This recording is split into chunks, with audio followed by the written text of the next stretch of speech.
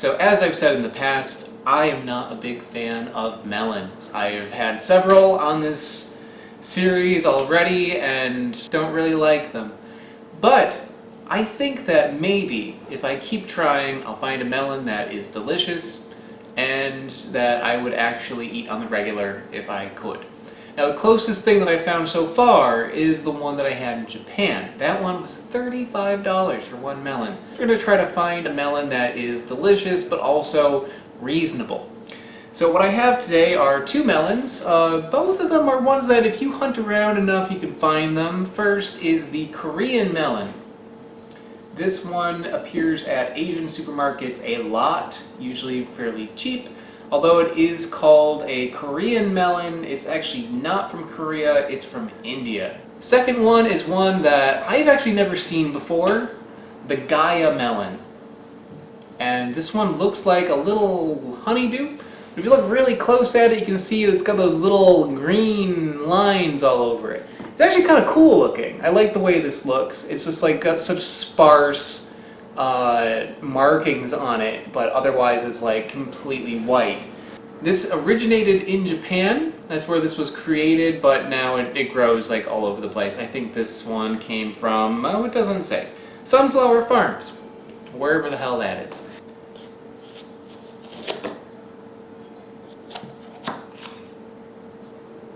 There's the inside. It looks like it got a little mold on the corner here, but otherwise it looks good, so we're going to deal with it. As you can see, the seeds on this are very, very tiny.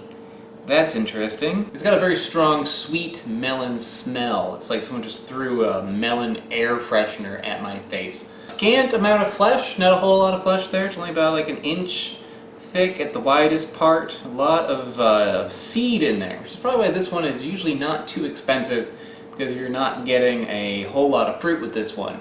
However, with this one, what's interesting is you can actually eat the skin. The skin on this is very thin. You can see there's really like no rind to it, so you get a little bit more bang for your buck that way. Next, let's cut open the Gaia melon.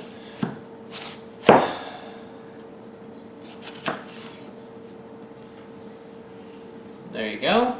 This looks similar, but as you can see, it's got a little bit more flesh to it.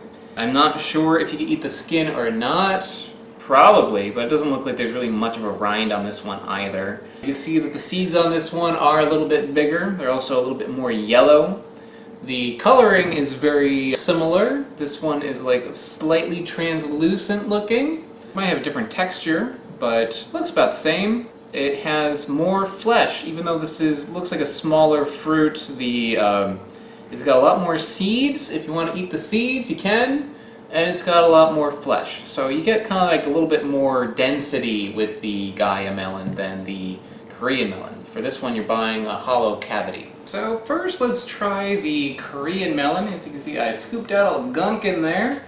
And that is cut off a slice.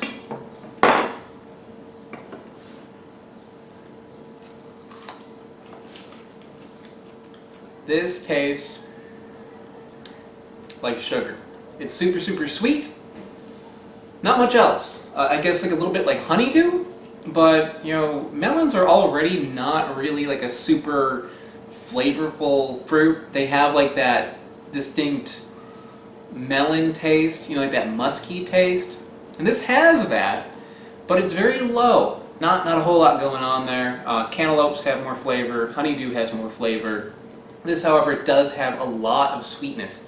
So, actually you can see that as being a positive for me, because I'm not really a big fan of melons. This doesn't really taste like super flavorful. It's just sweet.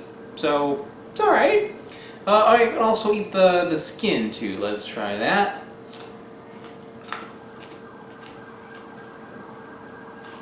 Skin's good. Doesn't taste like anything. It just gives it a little crunch. It's like eating the skin on like a cucumber. You know, you can eat it, but it's a matter of preference whether or not you want it. Personally, I like that. That's pretty good. Okay, so next, the Gaia melon.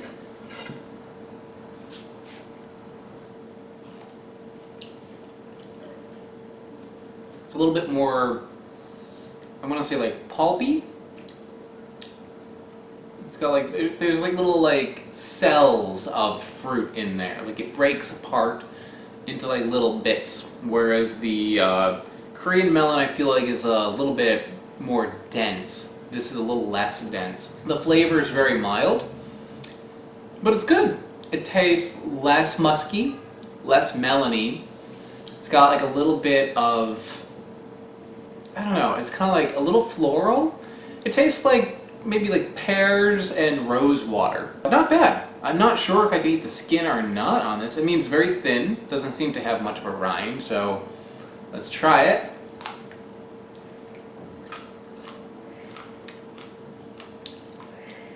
Nah, I wouldn't do it. It's thin, but it's tough. These two fruits taste very different from each other. The Korean melon tastes more like your traditional melon, kind of like a honeydew, just sweeter and less flavorful. This one is a whole other ball of wax. Like, it's got the melon taste in it, but it's very mild. It's not super sweet. It's not super flavorful, but the flavor that it does have is like kind of like a refreshing pear and rose water kind of flavor. I could see this being good to make like a water infusion out of. You know how people do that? Or you can use this like in a juice or a smoothie or something. Would be pretty good. The texture on both of them are good in their own ways, but different. But I don't think I'd buy either of them again, coming from me. If you like melons though, I'm sure you'd like both of these, and have fun with that. Alright, see you next time. Bye. Well, I really hope you enjoyed that video, guys. If you did, you may want to check out the video that is below me right now. That should be good too. Also, if you haven't subscribed already, it is a huge help to my channel, so please do consider subscribing or clicking that bell. That does something too. Not sure what it is. Also, check out the description below. There's all sorts of other things I have going on. I don't even know anymore. But guys, I will see you next time. Take care.